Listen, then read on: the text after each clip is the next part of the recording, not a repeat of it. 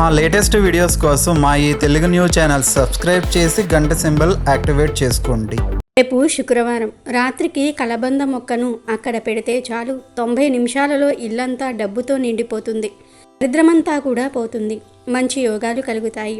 కలబంద మొక్కతో ఇలా చేయటం వలన పట్టిందల్లా బంగారంలాగా మారుతుంది.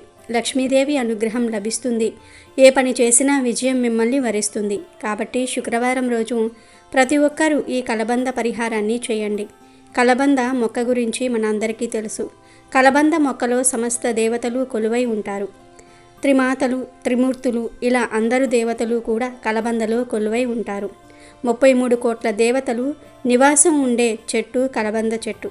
ఈ కలబంద మొక్కతో ఎటువంటి పరిహారాలు చేసినా 100కు 100% అద్భుతమైన ఫలితాలు వస్తాయి. ధనానికి ధనం వస్తుంది. ధన ఆకర్షణ పెరుగుతుంది. పేరు ప్రఖ్యాతలు పెరుగుతాయి. కాబట్టి శుక్రవారం రోజు అందరూ కూడా కలబంద మొక్కతో ఈ చిన్న పరిహారం చేయండి.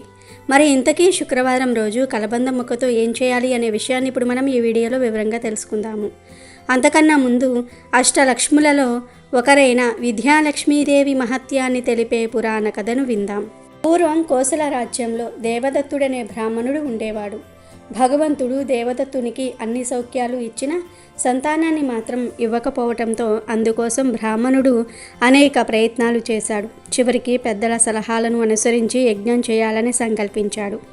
యాగం చేయించే నిమిత్తం గోకిలుడు అనే ఒక బ్రాహ్మణుణ్ణి ఉద్ఘాతగా అంటే మంత్ర పఠనం చేసే ఋద్వికునిగా నియమించుకొని యజ్ఞం మొదలుపెట్టాడు దేవదత్తుడు.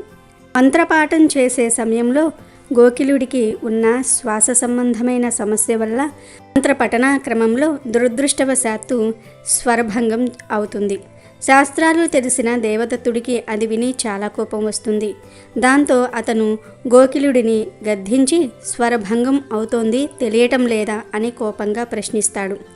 నిజానికి యజ్ఞ యాగాదులు చేసేవారు కోపతాపాల దగ్గరకు రాకుండా శాంతంగా ఉండాలి.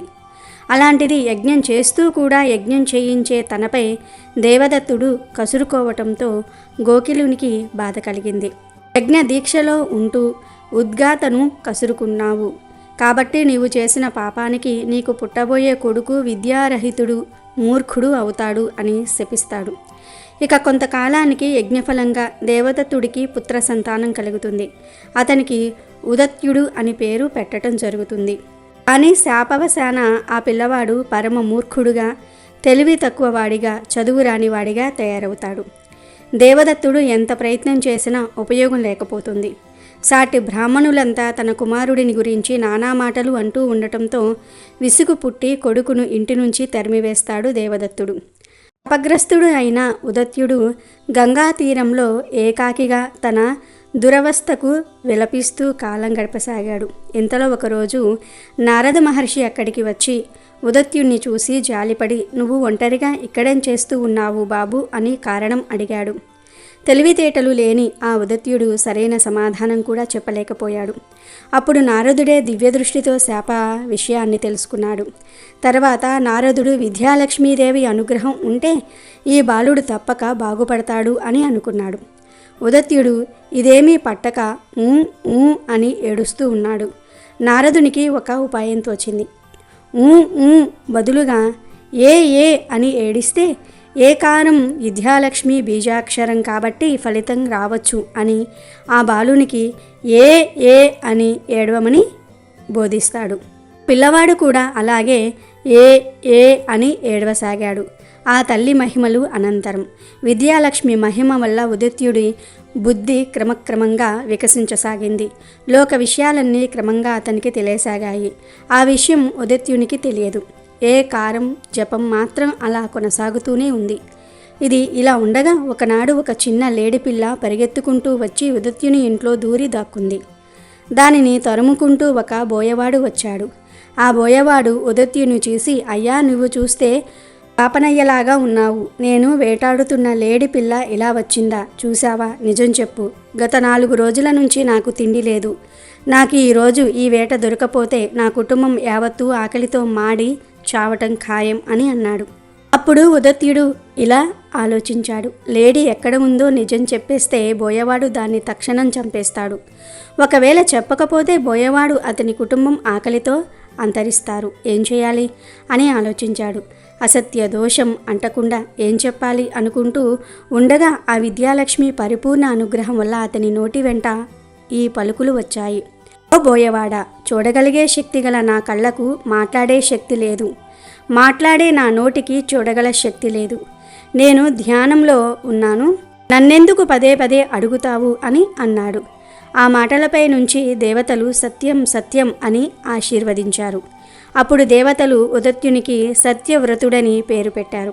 ఇలా దేవతలు ఆకాశం నుండి పలకటం చూసిన ఆ బోయవాడు ఈయన ఎవరో మహానుభావుడనుకుని ఆకలి మర్చిపోయి సాష్టాంగ నమస్కారం చేసి పరుగు పరుగున ఊరిలోనికి పోయి అందరికీ ఈ మహానుభావుడి గురించి చెప్తాడు. అచిరకాలంలోనే అమ్మవారి దయవల్ల సత్యవ్రతుడైన ఉదత్యుడు మహావిద్వాంసునిగా ప్రఖ్యాతి చెందాడు. ఈ విధంగా తెలివి తక్కువవాడు, విద్యారహితుడు అయిన ఉదత్యుడు ఏకార మంత్ర జపం ద్వారా మహావిద్యావంతుడయ్యాడు. ఉదత్యునిచే చెప్పబడిన శ్లోకాలు తర్కశాస్త్రంలో ధర్మ సూక్ష్మాలను తెలియజేసే సందర్భంలో ఉదహరిస్తారు. ఇదంతా విద్యాలక్ష్మి మహిమ. విద్యను కాంక్షించే సాధకుని హృదయాంతర్గత దైవంగా శ్రీ విద్యాలక్ష్మి ఎల్లకాలమూ ఉండాలని పురాణాలలో చెప్పబడింది.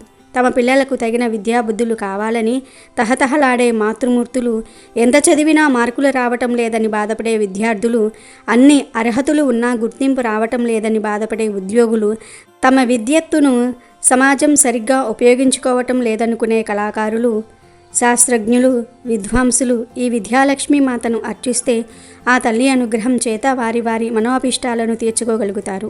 ఆ తల్లిని షోడశోపచారాలతో అష్టోత్తర శతనామావళితో అర్చించినట్లయితే పరిపూర్ణ విద్యాలాభంతో పాటు భోగభాగ్యాలు కూడా తప్పకుండా సిద్ధిస్తాయి. శాస్త్రీయమైన పూజ ప్రతినిత్యం చేసుకోలేని వారు శ్రీ విద్యాలక్ష్మి బీజాక్షర మంత్ర జపం అయిన ఏ ఎలా ఏం ఏం లం అనే మంత్రాన్ని రోజుకు 123 పర్యాయములు జపిస్తే తక్షణ ఫలితాలు కలుగుతాయి. ఎంతటి గడ్డు సమస్యలకైనా వెంటనే పరిష్కారం దొరుకుతుంది. ఇక విషయంలోకి వస్తే శుక్రవారం అనేది లక్ష్మీదేవికి ఇష్టమైన రోజు. మానవ జీవితంలో ఎప్పుడూ ఏదో ఒక కష్టం వస్తూనే ఉంటుంది. ధనం విషయంలో కావచ్చు, సంతానం విషయంలో కావచ్చు, విద్య విషయంలో కావచ్చు, ఏ విషయంలో సమస్య వచ్చినా లక్ష్మీదేవి అనుగ్రహం లేదని అర్థం. అంతేకాదు నరదృష్టి తగిలినప్పుడు కూడా మనిషి జీవితంలో వివిధ రకాల సమస్యలు వస్తూ ఉంటాయి. కానీ ఏ సమస్య వచ్చినా ధనం చేతిలో ఉంటే ఆ సమస్య నుండి బయటకు రావచ్చు. ఆ ధనం కావాలన్నా కూడా లక్ష్మీదేవి అనుగ్రహం చాలా అవసరం. మరి ఆ అమ్మవారి అనుగ్రహం కలగాలంటే శుక్రవారం రోజు తప్పనిసరిగా కలబంద మొక్కతో ఈ పరిహారం చేయాలి. అసలు ఏం చేయాలి అంటే శుక్రవారం రోజు రాత్రి 6:30 దాటిన తర్వాత ఈ పరిహారం చేయండి. పగటి పూటే ఒక కలబంద మొక్క యొక్క కొమ్మని కోసి తెచ్చుకోండి. చీకటి పెట్టిన తర్వాత ఆ కలబంద మొక్కను తీసి పసుపు నీటితో కడిగేసి తర్వాత పసుపుతో ఆ కొమ్మ మీద 3 చోట్ల పసుపుతో బొట్లను పెట్టండి. ఆ తర్వాత ఒక ఎర్రటి రంగు దారాన్ని తీసుకొని ఆ దారాన్ని ఆ కొమ్మ చుట్టూ చుట్టేయండి. ఎర్రటి రంగు దారాలు దొరుకుతాయి కదా, ఆ దారాలను అయినా సరే కట్టవచ్చు, లేదా ఊల్ దారం అయినా సరే కట్టవచ్చు. ఏ దారం కట్టినా పర్లేదు, కానీ ఆ దారం ఎర్రటి రంగులో ఉండాలి.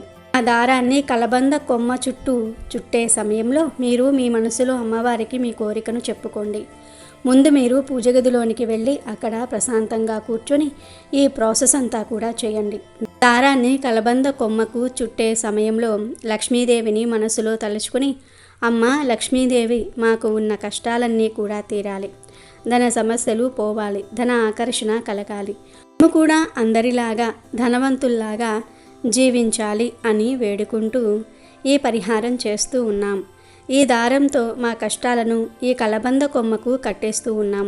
మా కష్టాలను ఇక ఈ కలబంద కొమ్మకు కట్టేస్తూ ఉన్నాము అని మనసులో సంకల్పం చెప్పుకోండి. తర్వాత ఈ కలబంద కొమ్మకు ధూపం చూపించి ఆ కొమ్మను అలాగే లక్ష్మీదేవి పటం ముందు పెట్టి వదిలివేయండి. మళ్ళీ 24 గంటల వరకు దానిని కదపకూడదు. మళ్ళీ మరునాడు రాత్రి సమయంలో ఈ కలబంద కొమ్మను తీసి, అంటే కాళ్ళు చేతులు కడుక్కొని పూజ గదిలోనికి వెళ్ళి ఈ కలబంద మొక్కను తీసుకుని వచ్చేసి ఎక్కడైనా సరే పారే నీటిలో విసిరివేయండి. మీ కష్టాలు కూడా ఆ కలబంద కొమ్మతో కొట్టుకుపోతాయి.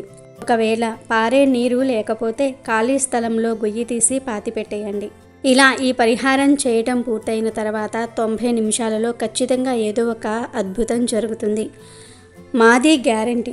మీరు మీ కష్టాల నుండి బయటపడగలుగుతారు. క్రమంగా మీరు సమస్యల నుండి బయటపడగలుగుతారు. నెమ్మదిగా అమ్మవారి దయతో ధనలాభం కలుగుతుంది. ఇల్లంతా ఆనందం అనే ఐశ్వర్యంతో నిండిపోతుంది. కనుక ప్రతి ఒక్కరూ కూడా రేపు శుక్రవారం రోజు కలబంద కొమ్మతో ఇలా చేసి అద్భుతమైన ఫలితాలను పొందండి.